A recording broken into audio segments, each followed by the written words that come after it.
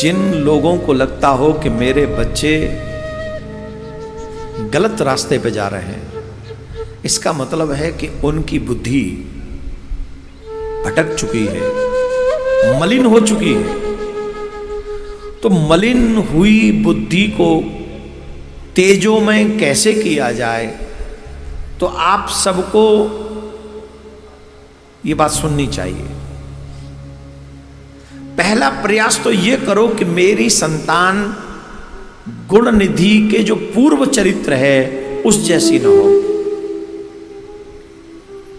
अपने बच्चों को कुसंग से बचा के रखो, मदिरा से बचा के रखो, मांस से बचा के रखो। आजकल शौकिया तौर पर कई बच्चे तो जानते भी नहीं मांस खाना चाहिए, उनके माँ बाप मांस खा खा के उनको खिलाते हैं।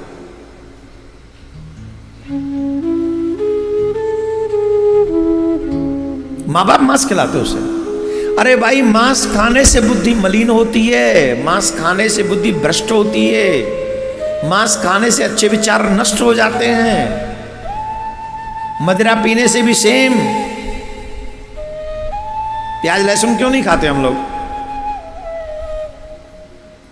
प्याज लहसुन कोई पाप तो हम कोई जीभ मार रहे हैं किसी को, लेकिन प्याज लहसुन हम लोग इसलिए नहीं खाते क्योंकि उसे गरिष्ठ माना गया है और उसे भगवान को हम भोग नहीं लगा सकते, और उससे विचार जो हैं वो हमारे तामसी हो जाते हैं।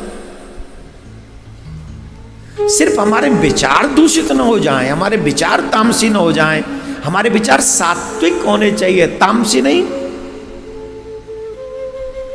तामसी विचार किसको कहते हैं? थोड़ा अच्छा भी कर लो, थोड़ा बुरा भी कर लो, ये तामसी। सात्विक क्या है? बोले बुरा कुछ करना ही नहीं, अच्छा ही करना, ये सात्विक।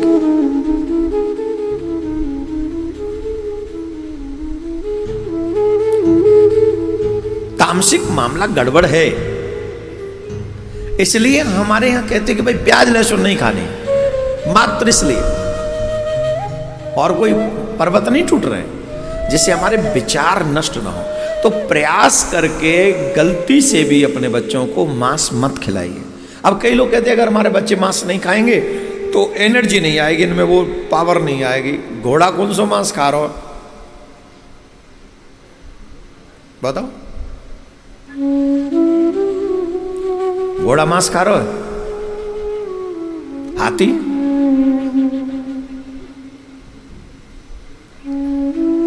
हाथी को कान पर वो ना छोरा के कनपट्टी पे सिर्फ कान, ये छोरा हाथी को कान झन्ना देगो तो छोरा के थूतरे झन्नाटेदार पर है वह कान पे। और कभी हाथी मांस नहीं खाता है। इतनी पावर कहां से आ जाती है हाथी में? जवाब दो। घोड़े में इतनी जान कहां से आती है? कहते हैं हॉर्स पावर, घास में हॉर्स पावर। और यहां कितना गंदा प्रचार किया गया सनातनी परंपराओं को नष्ट करने के लिए, अच्छे मेधावी छात्रों के विचारों को नष्ट करने के लिए हमारे बच्चों को मांसाहारी बना दिया, हमारे बच्चों को राक्षस बना। और माँ बाप बना रहे माय डियर, ये माँ बाप हैं। ऐसे माँ बाप हों बच्चों को मांस खिलाने वाले, शराब पिलाने वाले, जुआ खिलाने वाले, तो फिर दुश्मन की क्या जरूरत है? फिर दुश्मन की क्या जरूरत है? फिर कह दूं मैं आपसे, मैं वो नहीं कहूंगा जो तुम्हें अच्छा लगे, पर वो अवश्य कहूंगा जो तुम्हारे लिए अच्छा हो।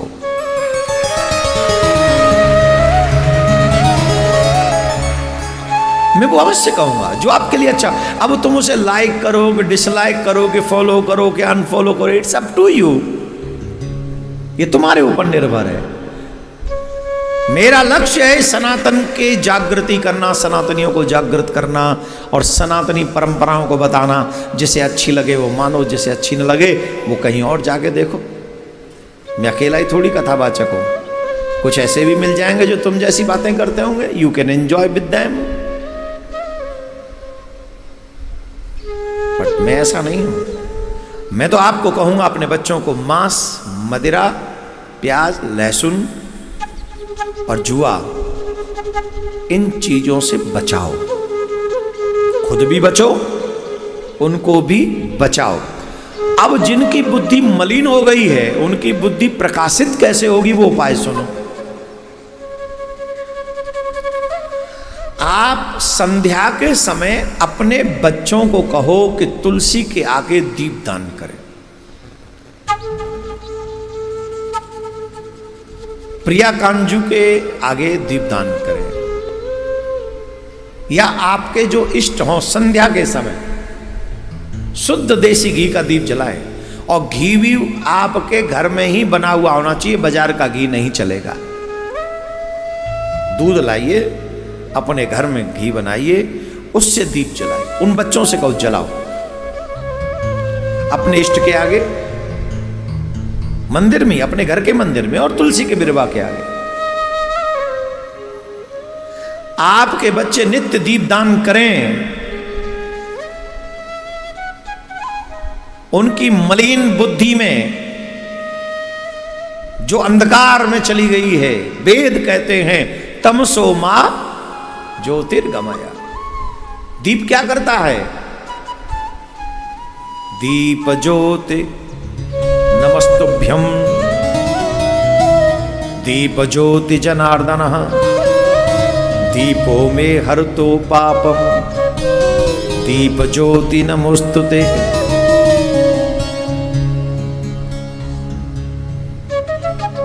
शत्रु बुद्धि विनाशाय दीप ज्योति नमस्तुते। शत्रुओं की बुद्धि को नष्ट करता है दीपक। तमसो मां ज्योतिर्गमय, अंधकार से प्रकाश की तरफ ज्योति प्रदान करने वाला है ये दीपक। आपके बच्चों ने घरों में दीपक जलाने बंद कर दिए हैं, ये आप जानते हो अच्छे से।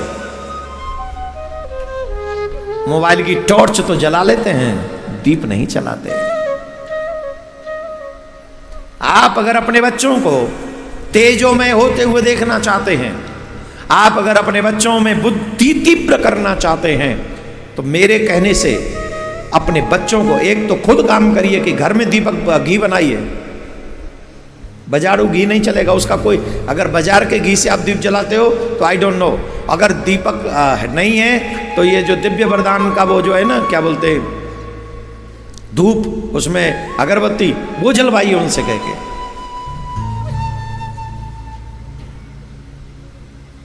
भगवान के आगे प्रकाश होना चाहिए आपके बच्चे के हाथ से।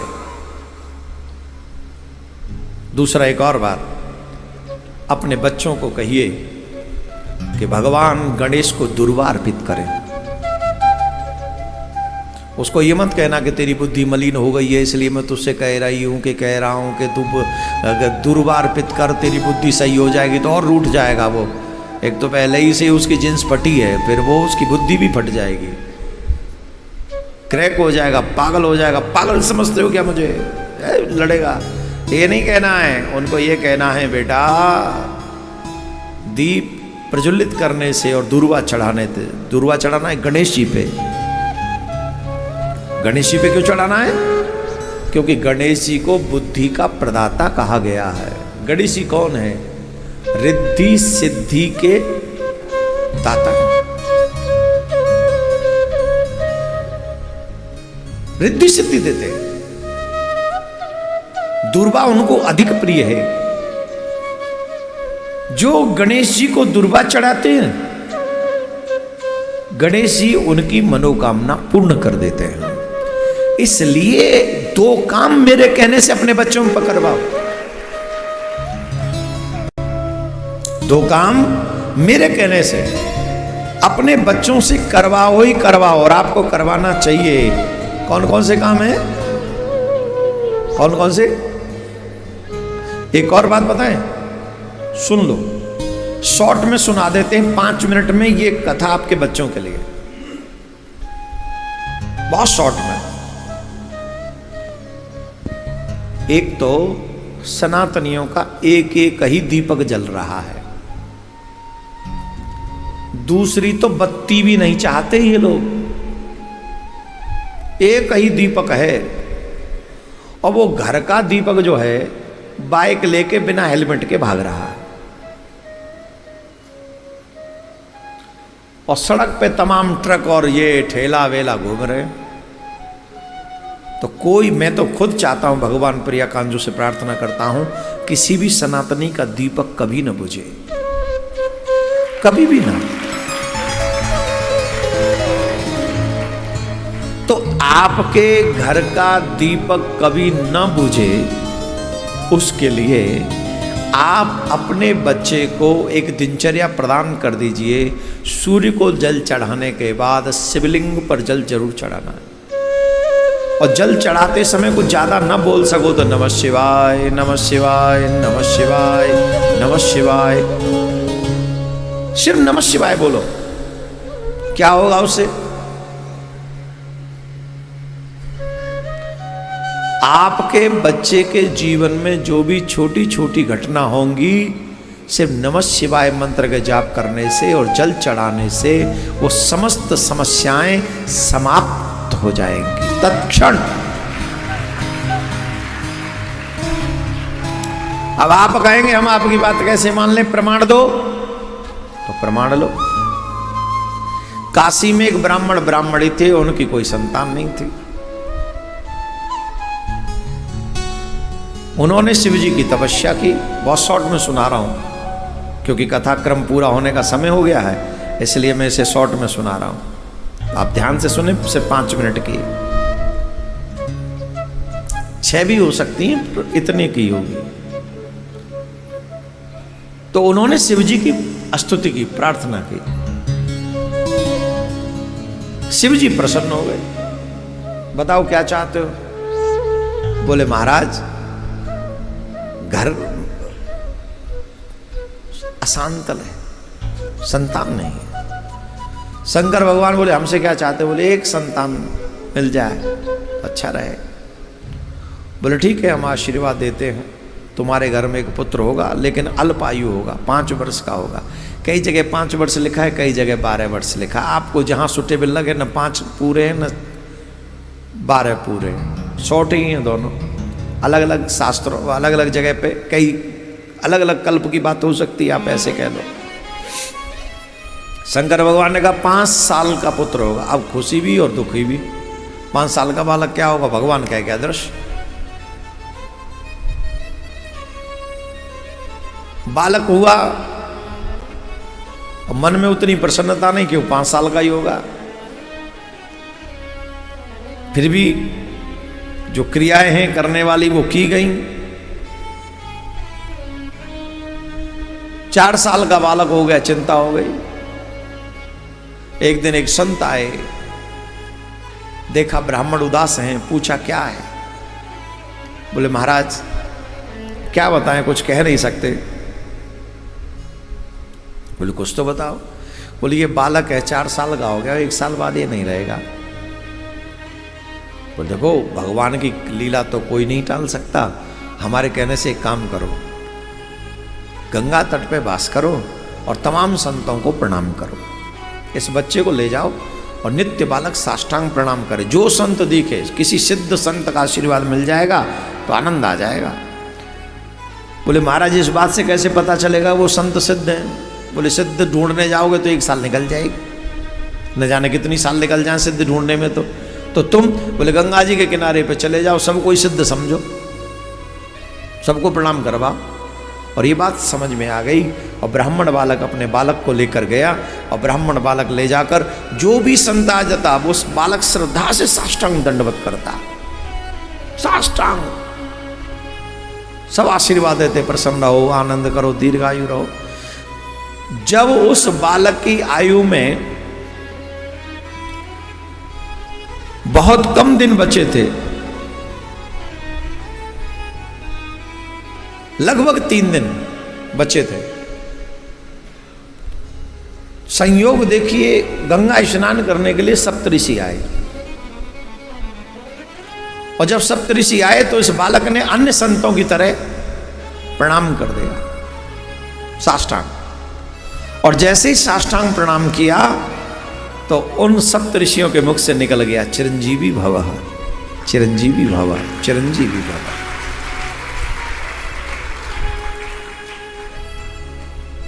अब पिताजी रोने लगे चिरंजीवी भव सुनकर। बोले क्या हुआ?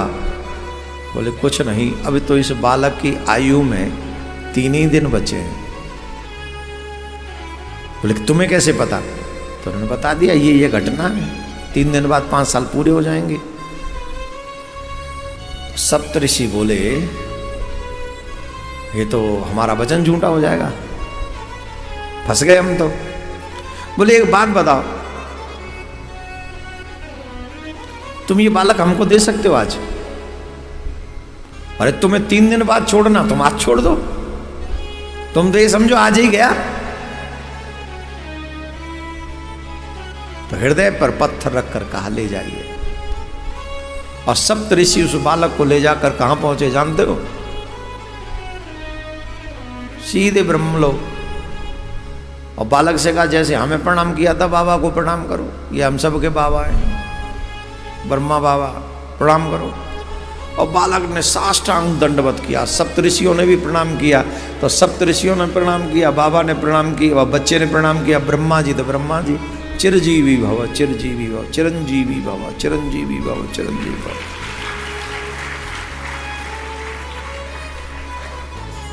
सातों ऋषि बोले अपनी बला टली।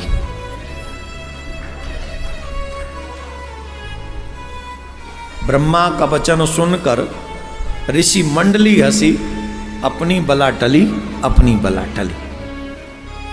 ब्रह्मा जी बोले क्यों हंस रहे हो? बोले चिरजीवी का आशीर्वाद देने से पहले देख तो लेते कि इसका है क्या।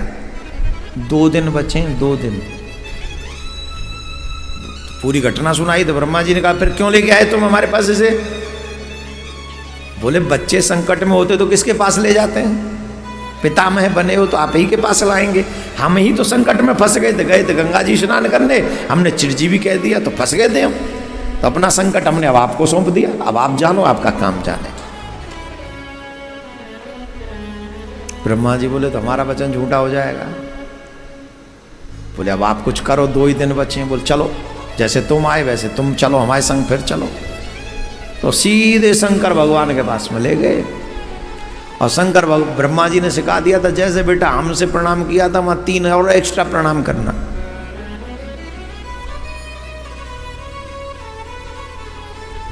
साष्टांग प्रणाम।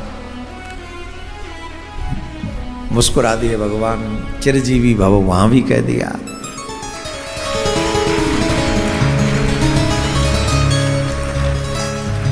ब्रह्मा जी ने कहा इसे देख तो लेते पहले, आप ही का दिया हुआ फल है एक्सपायरी डेट के साथ। और tomorrow is last day. Now you said चिरजीवी भव। शंकर भगवान बोले अरे हाँ, ये तो मेड बाई अस है, मेड बाई हम है, कैसे करें अब? बोले अब तो आप देखो। बोले ठीक है तुम सब जाओ, इस बच्चे को यहीं छोड़ दो। और कहा कि शिवलिंग है, इस पे जल चढ़ाओ, ओम नमः शिवाय, ओम नमः शिवाय, ओम नमः शिवाय, यही जाप करना और कुछ नहीं करना। महाराज एक दिन पूरा यूं ही वो बालक लगा रहा, जल चढ़ाता रहा, नमः शिवाय, ओम नमः शिवाय, ओम नमः शिवाय, ओम नमः शिवाय, ओम नमः शिवाय, वो बात जपता रहा। जैसे ही वो 5 वर्ष पूरे हुए, यमराज प्रकट हो गए कि चल भैया। जैसे ही यमराज को देखा, वो बालक डर के मारे शिवलिंग से लिपट गया। महादेव महादेव महादेव। जैसे उस बालक ने महादेव महादेव करके पुकारा, तुरंत शंकर भगवान प्रकट हो गए। बोलो शंकर भगवान की जय, बोले शंकर भगवान की जय।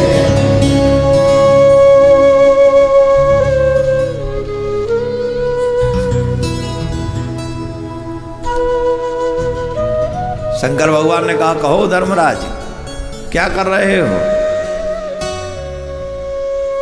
बोले क्या कर रहे हैं? महाराज इस बालक का